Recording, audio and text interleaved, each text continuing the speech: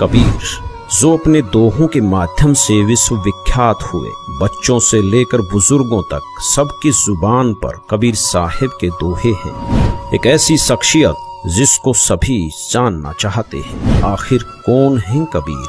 आज कबीर साहिब प्रकट दिवस के मौके पर कबीर सी को जानने और समझने की कोशिश करेंगे। लोगों की अपनी अपनी बौद्धिक, सामाजिक व धार्मिक मान्यताओं के अनुसार कोई कबीर सी को संत मानता है, तो कोई सद्गुरु, कोई कवि, कोई सुलाहा, तो कोई परमेश्वर मानता है। जिन्होंने जन्म व मृत्यु की जटिल पहेली को सुलझाया व सदग्रंथों में वर्णित सरल सहज भक्ति को समाज में प्रवेश किया। जिन्होंने अपने ज्ञान से धार्मिक पाखंड व साती पाती के जहर को समाप्त किया और हमें उस अग्नि से बचाया जो हमें अब तक जलाकर भस्म कर चुकी होती। कबीर सी ज्येष्ठ मास की पूर्णिमा सन 1398 कमल के फूल पर अवतरित हुए, जो एक भारत का आध्यात्मिक केंद्र माना जाता था। कबीर साहिब के सन को लेकर भी लोगों के अलग अलग मत हैं। कोई कहता है कि कबीर साहिब सी का सन एक विधवा ब्राह्मणी के गर्भ से हुआ है। वह लोक लाज के डर से तालाब के किनारे छोड़ गई थी।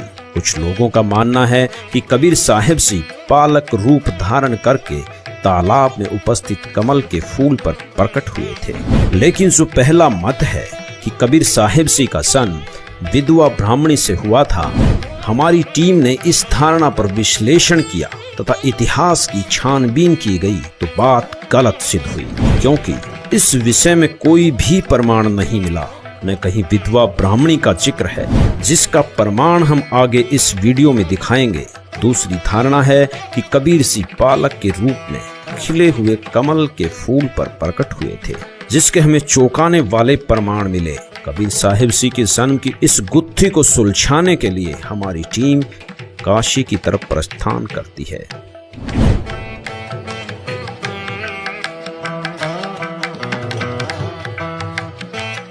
बेशक कबीर सी के बारे में अलग अलग लोग अपनी राय अलग अलग रखते हों, लेकिन उन सब का मूल भाव एक ही है कि वो एक महान संत थे, जिन्हें हिंदू और मुसलमान समान रूप से स्वीकार करते थे।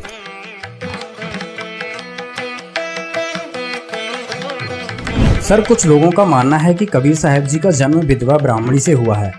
इस बारे में आप क्या कहेंगे? हम लोग बीजक जो पढ़ते हैं तो एक तालाब दिखाया गया, किसी तालाब में उनकी पैदाइश हुआ और वहाँ से नीरू और नीमा लेके इसी मठ में उनको लालन पालन किए, ज्ञान लिए कबीर चौरा से। सर, जो बच्चों का पाठ्यक्रम है उसमें जो कबीर जी का जीवन परिचय आता है, उसमें लिखा हुआ है कि कबीर जी का जन्म विधवा ब्राह्मणी से हुआ है। इस बात में कितनी सच्चाई है? आपसे पहले ही कह चुके हैं कि लोग लिख देते हैं कि जानती है कि विधवा ब्राह्मणी के गर्भ में, लेकिन किसी ने तो देखा नहीं था। यहाँ तो इतिहास तो सब लिख दिए है, लेकिन हम लोग मानने के लिए इसको तैयार नहीं है। लोगों का मानना है कि कबीर जी का जो जन्म हुआ एक विधवा ब्राह्मणी के गर्भ से हुआ। इस बात में कितनी सच्चाई है?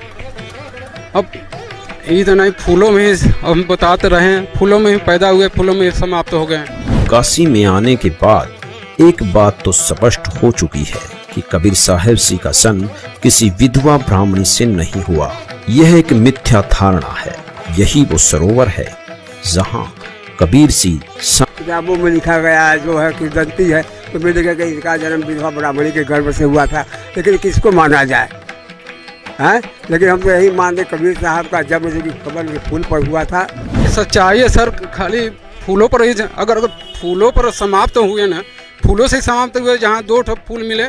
आप कबीर जी को क्या मानते हो? हम तो संत मानते हो, कवि मानते हो, सदगुरु मानते हो, भगवान मानते हो? दुनिया के सबसे बड़ा भगवान तो नहीं है, एकदम सच्चाई है।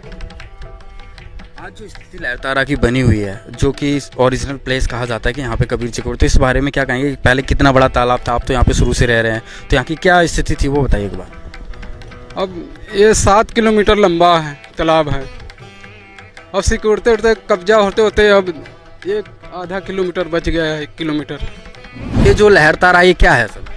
सर ये तो कबीर जी का स्थल है, जो है इसी में पैदाइश हुआ था जी। कबीर जी को एक संत मानते हैं, कवि मानते हैं, भगवान मानते हैं, या फिर एक जी भगवान ही है, कबीर संत है तो फिर बहुत इनका बहुत नाम है, बहुत बाहर से बहुत लोग आते हैं, ऐसी बात तो है नहीं। के लोगों में जो आस्था है कबीर जी को लेकर के, जी बहुत सारे संत तो ऐसे हैं जो उनको भगवान मानते हैं और बहुत ज्यादा प्रचार प्रसार भी करते हैं। वो तो भगवान तो है ही है जिस सर। जगह को और कहा जाता है कि उनका जन्म लहरतारा में हुआ था, जो कि वो एक उनको कमल के फूल पे तालाब में पाया गया था।